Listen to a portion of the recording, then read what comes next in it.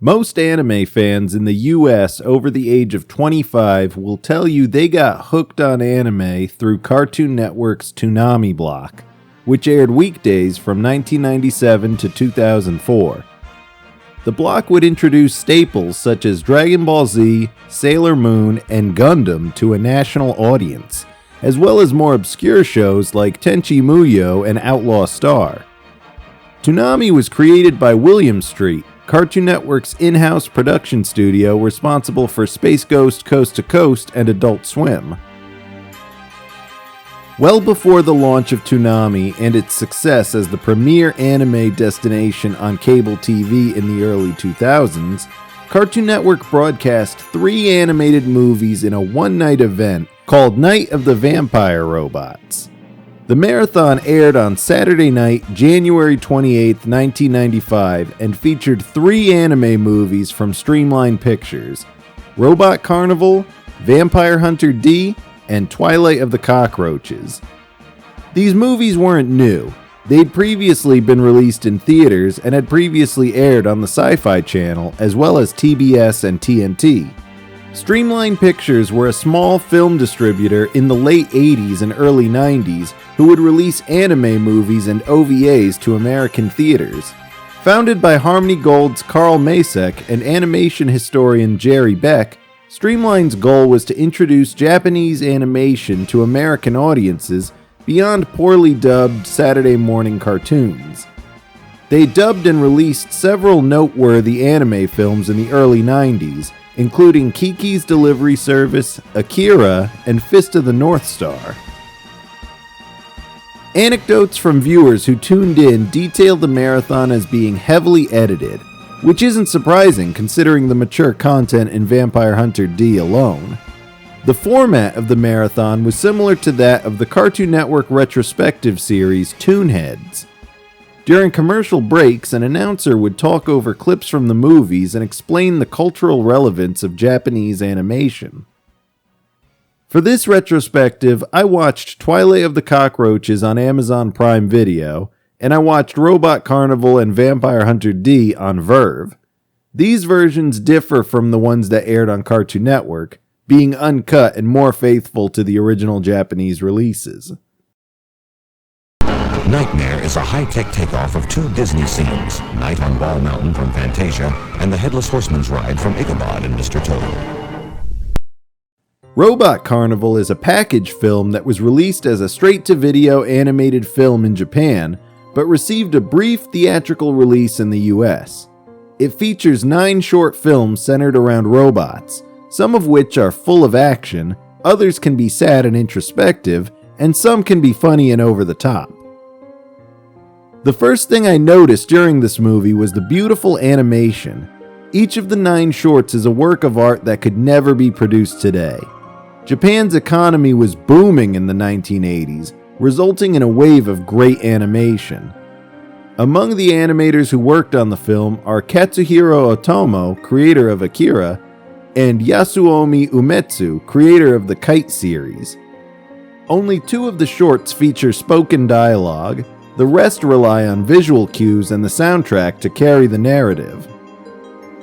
The central theme is robots, with each short being about robots in one way or another.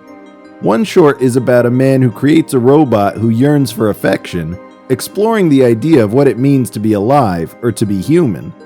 Another segment is a parody of World War II-era Japanese propaganda films taking place during the 19th century and featuring a giant Japanese mechanical wooden robot fighting an invading Western robot. Get ready for more intense Japanimation. It's the Night of the Vampire Robots. Advertised as the first animated horror film for adults, Vampire Hunter D pioneered the use of erotic and bizarre imagery in animation. It is an anime classic.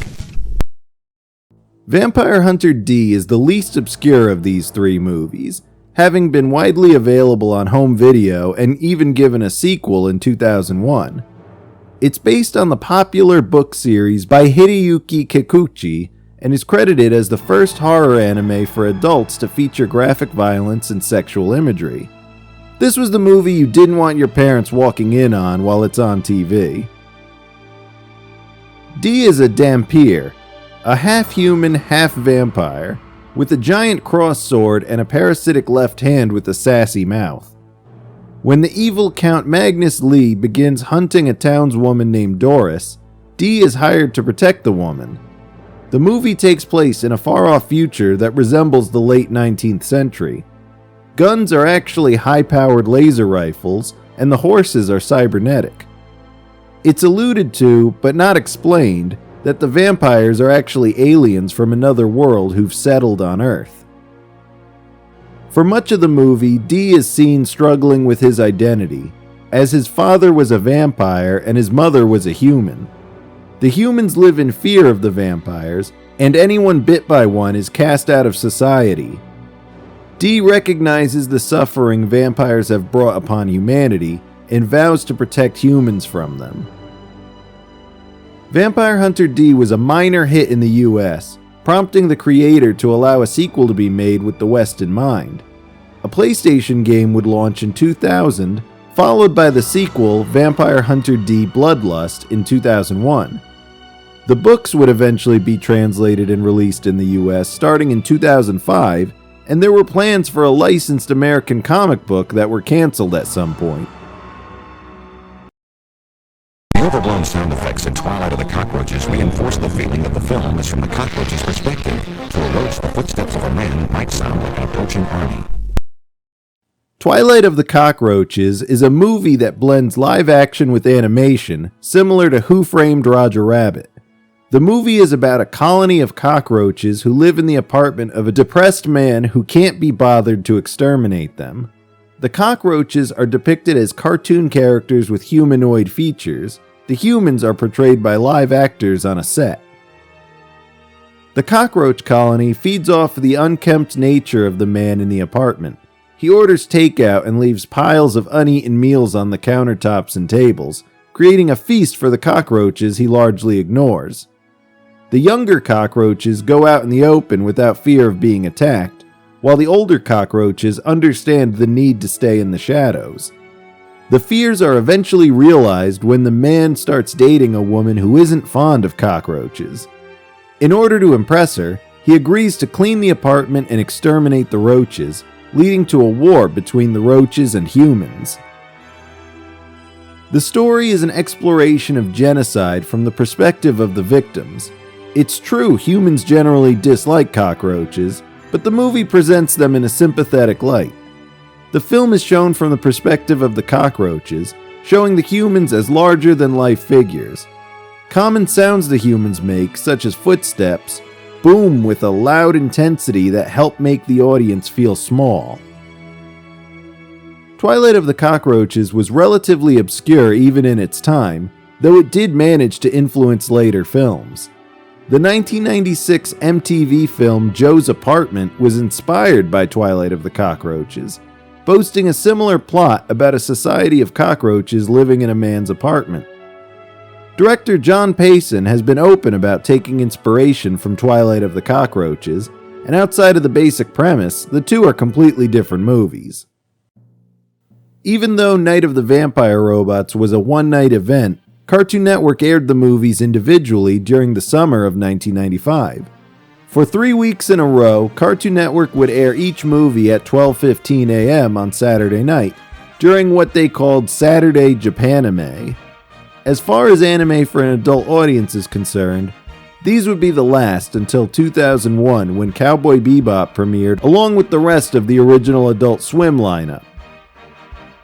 While Vampire Hunter D is considered an all-time anime classic, the others have more or less faded into obscurity.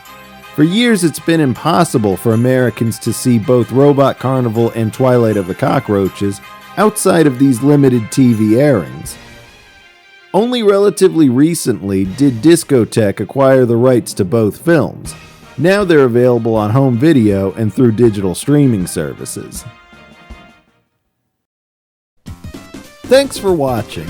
If you enjoyed this video, please like and subscribe and hit the bell icon to be notified of future videos.